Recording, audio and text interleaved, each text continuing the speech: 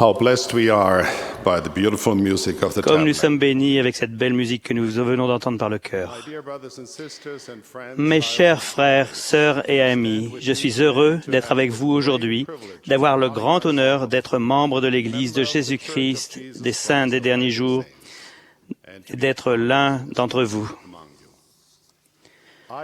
Je me souviens de ma première réaction quand j'ai reçu du Seigneur l'appel sacré de servir comme nouveau membre de la première présidence de l'Église. J'ai ressenti une immense joie. Depuis, j'ai découvert de nouvelles dimensions des mots humilité, gratitude et foi. Je peux vous assurer que personne n'a été plus surpris de mon appel que mes enfants et mes petits-enfants. Dans l'Église de Jésus-Christ des Saints des derniers jours, nous ne recherchons pas ni ne refusons les appels qui viennent de Dieu par des canaux de la prêtrise inspirés.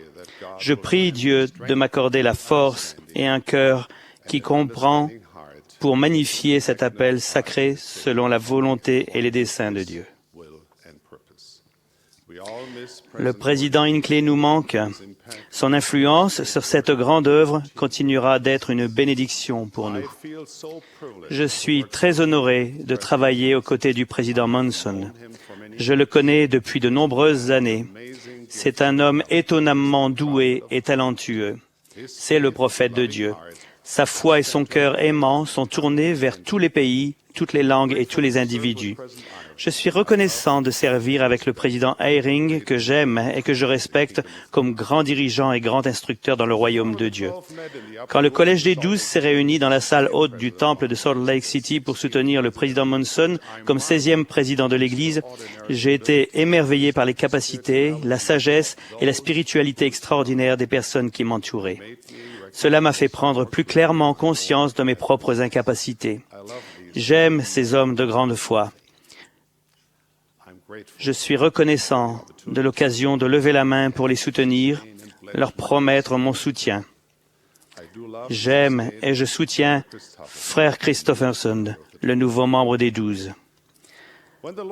Quand le Seigneur a appelé Frederick J. Williams comme conseiller de Joseph Smith, le prophète, il lui a commandé « Sois donc fidèle, remplis l'office que je t'ai désigné, va au secours des faibles, fortifie les mains languissantes et affermis les genoux qui chancellent. » Je crois que ce conseil s'applique à tous ceux qui acceptent des appels à servir dans le royaume de Dieu et certainement à moi à cette époque de ma vie. Je voudrais dire un mot du président Monson. Il y a quelques années, il est venu à une conférence régionale à Hambourg, en Allemagne, et j'ai eu l'honneur de l'accompagner. Il a une mémoire remarquable et nous avons parlé de nombreux saints d'Allemagne. J'étais stupéfait qu'il se souvienne aussi bien d'eux. Il a demandé des nouvelles de Michael Panisch, ancien président de Pieux, puis patriarche, qui a été l'un des pionniers exemplaires de l'Église en Allemagne. Je lui ai dit que frère Panisch était gravement malade, qu'il ne pouvait plus quitter son lit et qu'il ne pouvait plus assister aux réunions. Frère Monson a demandé si nous pouvions lui rendre visite. Je savais que peu avant sa venue à Hambourg, le président Monson avait subi une intervention chirurgicale au pied et que la marche lui était douloureuse. Je lui ai expliqué que frère Panisch vivait au 5e étage d'un immeuble sans ascenseur et qu'il faudrait monter les escaliers pour le voir. Mais le président Monson a insisté. Alors nous y sommes allés. Je me souviens comment il a été difficile au président Monson de monter ces escaliers. Il ne pouvait monter que quelques marches et devait s'arrêter pour se reposer. Il n'a pas murmuré un mot de plainte et il ne voulait pas faire demi-tour. Comme l'immeuble avait des plafonds hauts, les étages semblaient interminables. Mais le président Monson a persévéré de bon cœur jusqu'à l'appartement de frère Panisch au 5e étage. Une fois arrivés, nous avons passé un moment formidable. Le président Monson a remercié en souriant frère Panisch de sa vie de service dévoué. Avant de partir, nous lui avons donné une merveilleuse bénédiction de la prêtrise. Personne d'autre que frère Panich, sa famille proche et moi-même n'a vu cet acte de courage et de compassion. Le président Monson aurait pu choisir de se reposer entre nos réunions longues et fréquentes. Il aurait pu demander à voir certains des beaux sites de Hambourg. Je me suis souvent dit qu'il avait été remarquable de préférer voir, plus que toutes les vues de cette ville, un membre de l'Église faible et malade qui avait servi le Seigneur fidèlement et humblement.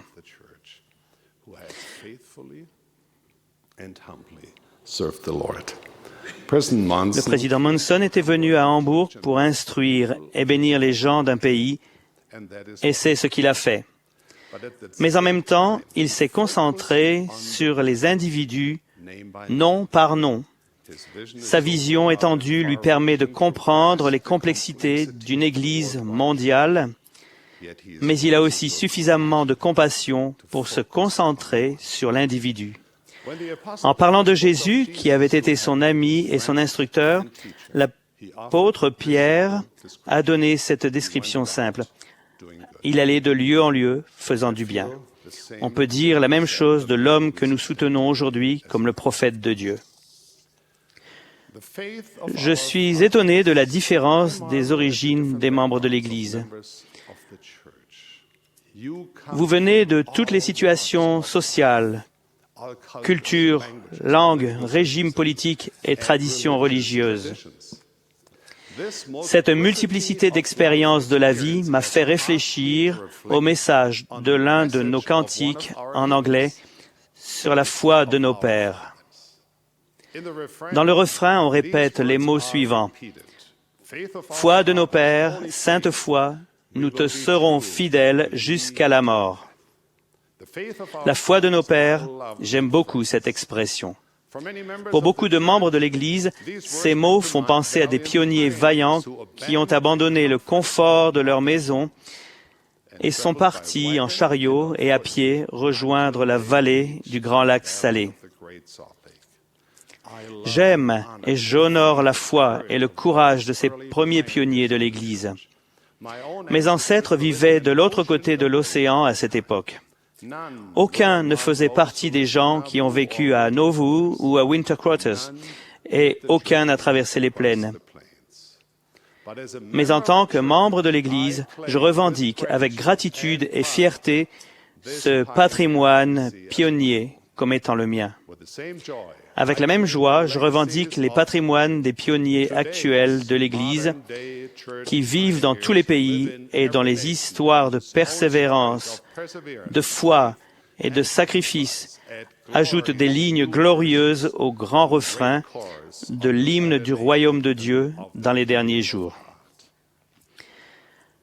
Quand ma famille réfléchit à l'expression « la foi de nos pères », c'est souvent la foi luthérienne qui vient à l'esprit. Pendant des générations, nos ancêtres ont appartenu à cette Église. En fait, mon fils a découvert récemment que l'une de nos lignées remonte à Martin Luther lui-même. Nous honorons et respectons les âmes sincères de toutes les religions, quel que soit l'endroit et l'époque où elles ont vécu, qui ont aimé Dieu, même sans la plénitude de l'Évangile. Nous les louons avec gratitude pour leur altruisme et leur courage. Nous les prenons dans nos bras comme des frères et sœurs, enfants de notre Père céleste. Nous croyons que c'est un droit de l'homme fondamental d'adorer le Dieu Tout-Puissant selon les inspirations de notre conscience, et nous reconnaissons le même droit à tous les hommes, qu'ils adorent comme ils veulent, ou ce qu'ils veulent. Comme l'Église rétablie de Jésus-Christ se répand sur tout le globe, elle compte maintenant plus de 13 millions de membres. La foi de nos pères a une signification plus large. Pour certains, cela peut signifier un patrimoine familial dans l'une des centaines de religions chrétiennes. Pour d'autres, cela peut signifier des religions, des traditions du Moyen-Orient, d'Asie ou d'Afrique.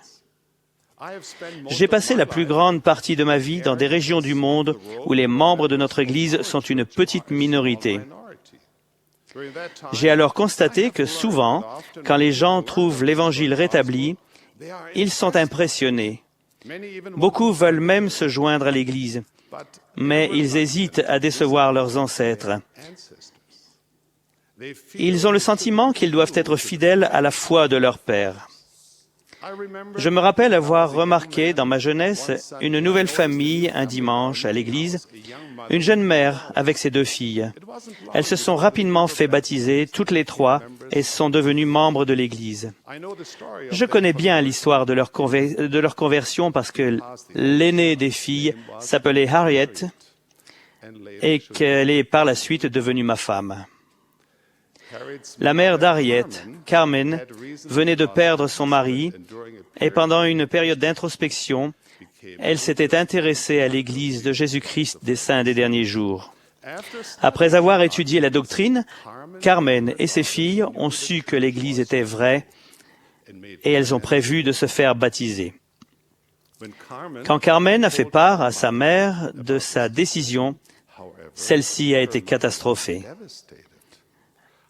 Elle a demandé « Comment peux-tu être à ce point infidèle à la foi de tes pères ?» La mère de Carmen n'était pas la seule à objecter. Une de ses sœurs, qui avait du caractère, Lisa, a été profondément troublée par la nouvelle. Le mot « troublée » est peut-être trop faible. Elle était très en colère. Elle a dit qu'elle irait trouver ces jeunes missionnaires et leur dirait qu'ils avaient tort.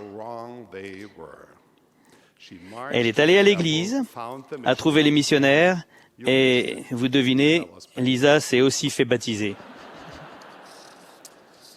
De nombreuses années plus tard, la mère de Carmen a aussi acquis le témoignage que l'Évangile de Jésus-Christ avait été rétabli sur la terre. Elle a dit un jour à ses filles et à ses petits-enfants, « Je veux être dans les mêmes cieux que vous. » Alors qu'elle avait environ 75 ans, elle est aussi entrée dans les eaux du baptême et est devenue membre de l'Église. Alors, qu'est-ce que la foi de nos pères? Est-ce la religion de nos parents, grands-parents ou arrière-grands-parents? Mais qu'en est-il de la foi des plus anciens avant eux? Et Abraham, Isaac, Jacob, ne sont-ils pas nos pères? Ne sommes-nous pas de la maison d'Israël? Et Noé, Enoch et nos premiers parents, Adam et Ève, et le Sauveur et les disciples qui l'ont suivi. La foi de notre Père céleste a été constante depuis le début des temps, même depuis plus loin que la fondation de ce monde. Jean, le révélateur, a décrit une grande guerre dans les cieux. L'objet en était le libre arbitre, comme aujourd'hui. Tous les gens qui ont jamais vécu sur cette terre faisaient partie de ceux qui ont combattu contre Satan et qui étaient avec le Fils et le Père. Par conséquent, ne devons-nous pas allégeance à Dieu, notre Père céleste? En tant que membres de l'Église de Jésus-Christ, nous croyons en Dieu, le Père éternel, et en son Fils Jésus-Christ et au Saint-Esprit. Et nous croyons que grâce au sacrifice expiatoire du Christ, tout le genre humain peut être sauvé en obéissant aux lois et aux ordonnances de l'Évangile.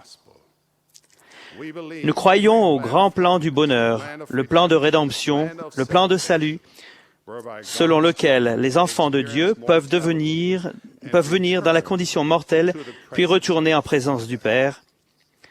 Un plan miséricordieux conçu avant la fondation de cette terre. C'est le plan et la foi de notre Père.